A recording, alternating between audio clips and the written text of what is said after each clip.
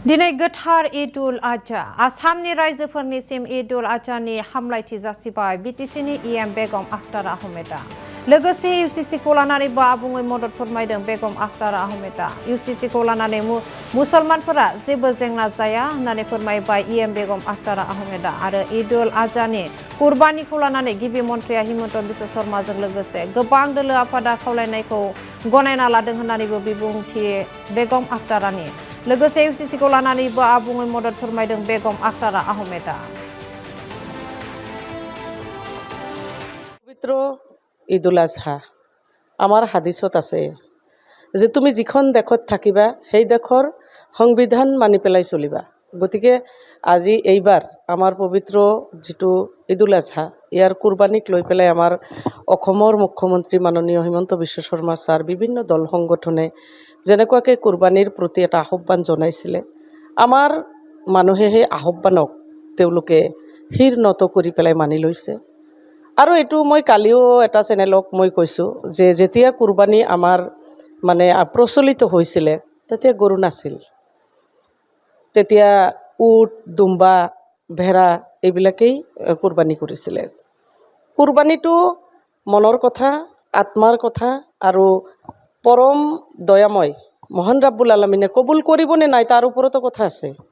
গতিকে কুৰবানীক এইবাৰ সকলোৱে যিটো আহ্বান মানিছে, সকলো জাতি ধৰ্মৰ মানুহ যিহেতু আমি ভাৰতবৰ্ষত থাকোঁ, আমাৰ অসম দেশত আমি আছোঁ, কোনো ধৰ্মাৱলম্বী মানুহে যাতে আমাৰ কুৰবানীৰ জৰিয়তে তেওঁলোকৰ ধৰ্মত আঘাত নহয়, তেওঁলোকে যাতে বেয়া নাপায় তাৰ প্ৰতি দৃষ্টি ৰাখি পেলাই এইবাৰ মানুহে যিটো ব্যতিক্ৰম ধৰ্মী এটা পদক্ষেপ হাতত লৈছে, মই সেই পদক্ষেপক আদৰণি জনাইছোঁ।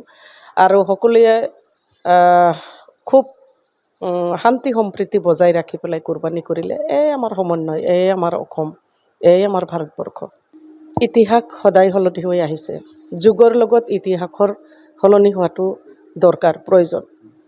আমি সদায় যে এটা গতিত চলিব লাগে সেইটো নহয়। পৰম্পৰাগতভাৱে আমি বিভিন্ন সময়ত বিভিন্ন মানে পৰিস্থিতিৰ লগত মিলি আমি চলিব লাগিব। আমি সকলো মানুহে একত্ৰিত হৈ পেলাই গণতান্ত্ৰিক পদ্ধতিৰে আমি বসবাস কৰি আহিছোঁ। সকলোৰে নিজা নিজা ধৰ্ম আছে, আমাক কুৰবানী কৰাতো বাধা। ইউচিচিক লৈ যিটো ইউনিফৰ্ম চিভিল কোড, এই চিভিল কোডৰ জৰিয়তে আমাৰ বিশেষকৈ মই নাৰী সমাজ অকল নহয়, যিটো নিয়ম সেই নিয়মত মই দেখোঁ আমাৰ কোনো অসুবিধা নহয়। ইতিমধ্যে ইউচিচিত যিটো 4টা পইণ্ট আছে, যিটো এটা লিভ ইন ৰিলেশ্যন, সেইটো আমাৰ হাদিছ মতে, আমাৰ কোৰাণ মতে সেইটো একেবাৰে নিষিদ্ধ, হাৰাম চাপ, হালাল নহয়, তাৰমানে বৈধ নহয়, তাৰমানে অবৈধ বুলি ঘোষিত হোৱাই আছে। এইটো আমাৰ কাৰণে খুব ভাল পদক্ষেপ।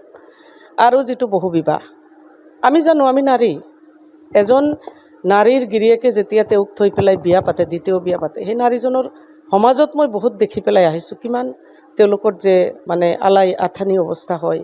এইটো আমাৰ কাৰণে খুব ভাল এটা পদক্ষেপ লৈছে। সম্পত্তিৰ ক্ষেত্ৰত ইতিমধ্যে আমাৰ মুছলিম সমাজ ব্যৱস্থাত আমাৰ ছোৱালীয়ে সম্পত্তি পায়, 1/3 দিয়া হৈছিলে, এতিয়া সমান সমান ভাল পাইছোঁ, মই আদৰি লৈছোঁ এইটোকো।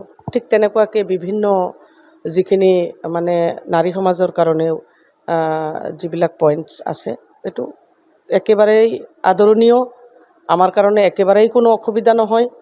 3 তালাক বন্ধ হৈছে, আমাৰ কাৰণে এইটো নাৰী সমাজৰ কাৰণে এটা খুব ভাল পদক্ষেপ, আগতেই কৰিছে।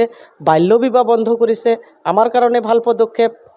গতিকে বৰ্তমান আমাৰ যি NDA গভমেণ্টৰ মাননীয় আমাৰ ডক্টৰ হিমন্ত বিশ্ব শৰ্মা ছাৰ মুখ্যমন্ত্ৰী, বিটিচিৰ চিফ হাগ্ৰামা মহিলাৰী ছাৰ, নাৰী সমাজৰ প্ৰতি বহুত পদক্ষেপত ইতিমধ্যে আগবাঢ়ি গৈছে। আৰু বিশেষকৈ মুছলিম সমাজ ব্যৱস্থাৰ প্ৰতি তেওঁলোকে বহুত সচেতন হৈছে।